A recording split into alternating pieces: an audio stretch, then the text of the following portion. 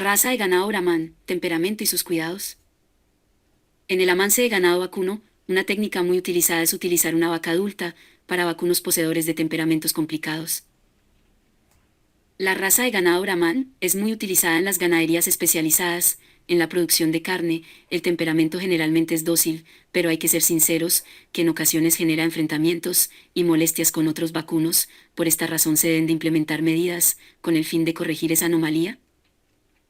El rasgo de temperamento, en algunas razas vacunas, es un tema de difícil manejo, debido a que no todas poseen las mismas facilidades de adaptación y acoplamiento a la interacción con los seres humanos. Los vacunos de la raza Brahman, la gran mayoría poseen un comportamiento dócil y nervioso, lo cual transmite tranquilidad a los productores ganaderos.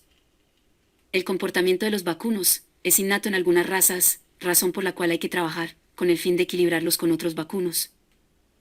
Cuando en los hatos ganaderos hay vacas o toros con desequilibrio, se debe poner a disposición de expertos en el amance de vacunos, ya que estas personas se encargan de poder equilibrar el temperamento. La primera técnica que utilizan para el amance es utilizar una vaca mayor, ya que los vacunos que presentan desequilibrios golpean a todos a su alrededor.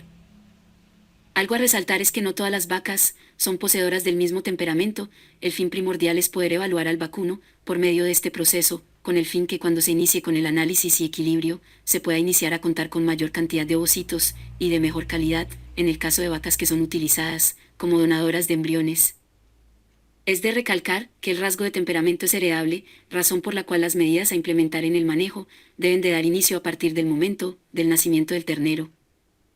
Como el temperamento es un rasgo heredable, existe una técnica denominada imprinting, que consiste en una serie de masajes a los vacunos recién nacidos, con la cual se condiciona la conducta del vacuno de por vida y a mantener una mejor interacción con los seres humanos. Cuando existe el desequilibrio de comportamiento en los vacunos, generalmente es por una hormona denominada cortisol, razón por la cual es vital crear un acercamiento del vacuno con otros, ya que generalmente los vacunos son gregarios, nunca trabajan solos.